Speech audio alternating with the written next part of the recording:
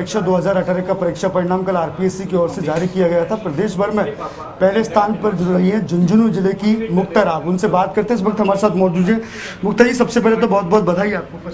Thank you so much sir, thank you. एक बड़ी उपलब्धि आपने हासिल की है, पहला स्थान आपने प्रदेश भर में हासिल किया, किस तरह से देखते हैं, कितनी बड़ी सफलता है? सर सफलता बड़ी है और जैसे कि मैं सुबह से सभी आप को कह भी चुकी हूँ कि मैं सभी की शुभकामनाओं के लिए आभारी हूँ, सबके गाइडेंस के लिए आभारी हूँ।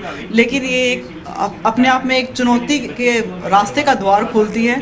तो आई एम एक्सट्रीमली एक्साइटेड कि मुझे समाज के लिए काम करने का मौका मिलेगा।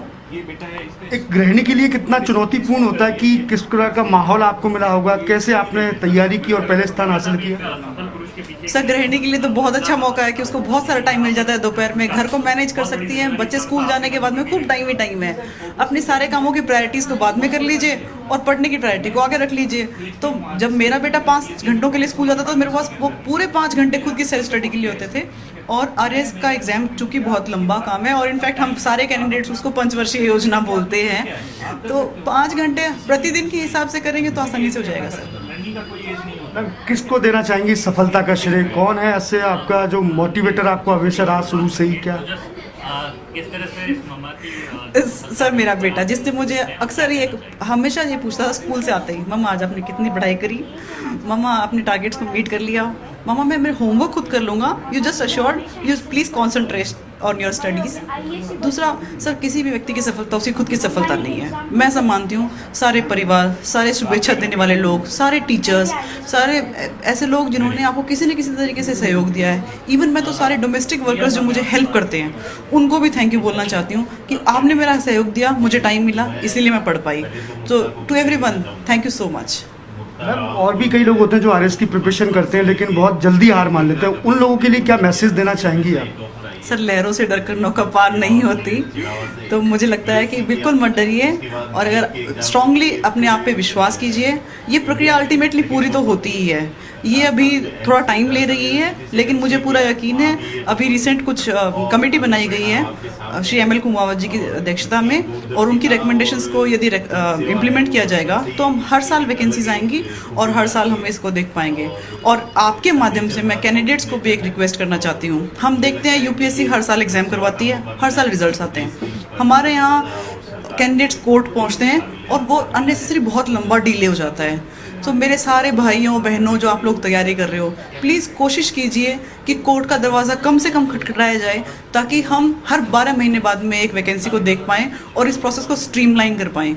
ये एक अननेसेसरी डिले है जो इस प्रोसेस को बहुत लंबा कर देता है सर।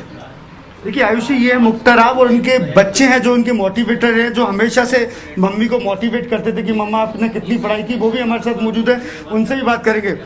बेटा, किस प्रकार से आप मम्मी को मोटिवेट करते थे? डेली स्कूल से आते थे, मम्मा बता रही कि आप पूछते थे कितनी घंटे आपने पढ़ाई की, तो आप भी चाहते थे कि मम्मा आरएस बने? मैं भी चाहता था और मैं रोज़ पूछता था कि मम्मा आपने कैसे पढ़ाई की, क्या किया, टाइम वेस्ट नहीं किया, कि किस चीज़ में इन्वेस्ट किया।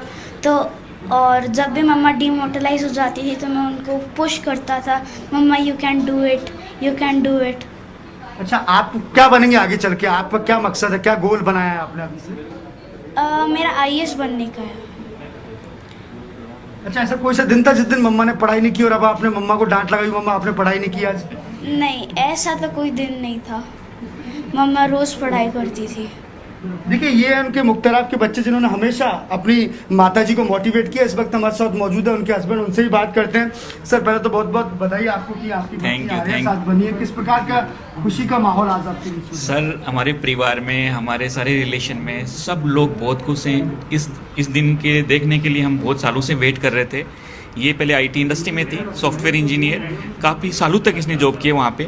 फिर मेरा ये बेटा का जन्म हुआ, उसके बाद में हमने डिसाइड किया कि आप आईटी इंडस्ट्री को प्लीज़ स्किप कर दें और इसकी फाउंडेशन को स्ट्रॉन्ग करें। ये एक फुल टाइम जॉब था, ठीक है।